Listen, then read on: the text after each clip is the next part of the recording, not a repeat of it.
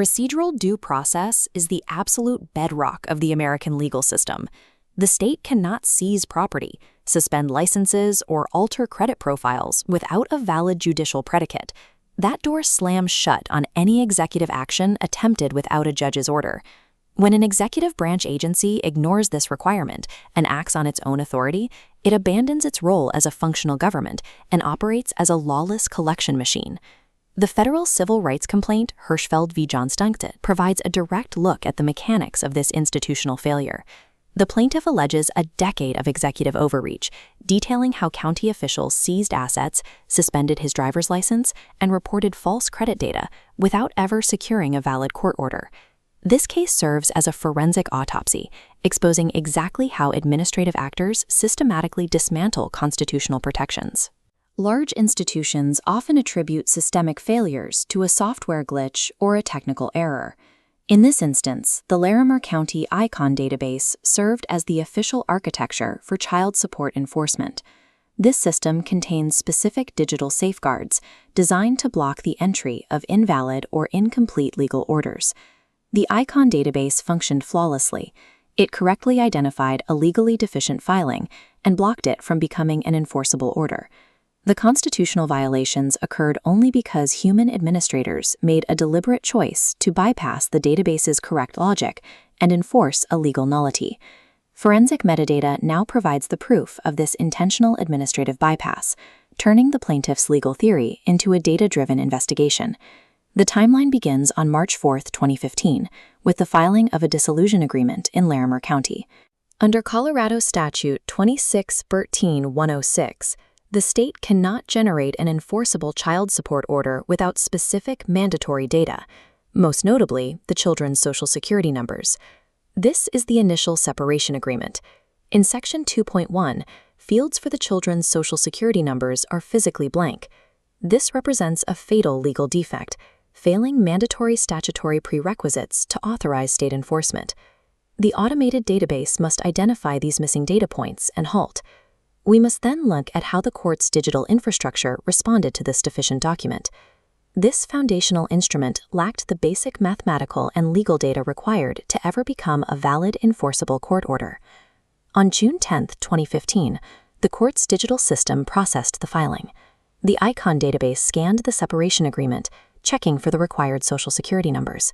The system generated this output: unable to enter support orders as we are missing SSN for children. This hard rejection means the database executed its safeguard and stopped the process, working exactly as designed by correctly flagging the blank fields in the separation agreement. On this date, the judicial branch explicitly halted the entry of a support order. No order existed. This rejection created a massive data void in the state's enforcement database. Any enforcement action taken after this date was executed entirely without a valid judicial predicate. In the immediate aftermath of this system block, executive agencies ignored the court's rejection and initiated severe enforcement actions. Human administrators began garnishing wages and reporting the plaintiff to credit bureaus, despite the lack of a legal order. In this official correspondence, Director Heather O'Hare identified the agency's rationale, admitting in writing that they were enforcing the private separation agreement as the operative instrument. This admission confirms that the agency knowingly enforced the exact private document the court deems unenterable. Under the doctrine of ultra vires, executive agencies have no statutory authority to enforce private contracts.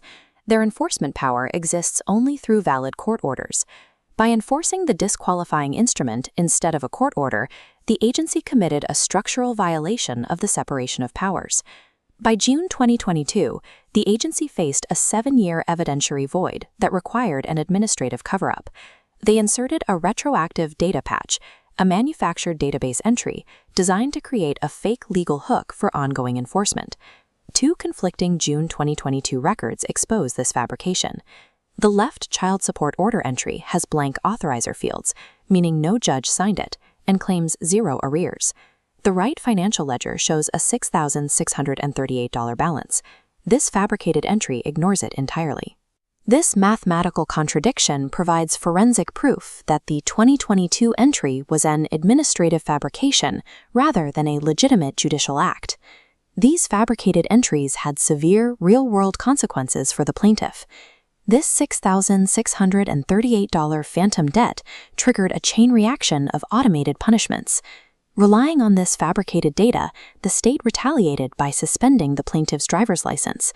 They then reported this mathematically impossible debt to credit bureaus, violating the Fair Credit Reporting Act. This unchecked administrative overreach directly resulted in the plaintiff's long-term homelessness and the devastating loss of child custody. These actions were not rogue errors. The board formally ratified these policies, despite receiving notice of constitutional violations. A single bypass digital safeguard, left unchecked, metastasizes into a ratified machine of systemic harm. These severe events led directly to the filing of the federal civil rights complaint in the District of Colorado.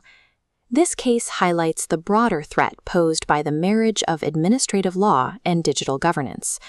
When executive branches can override both software safeguards and judicial authority with impunity, no citizen's property is secure.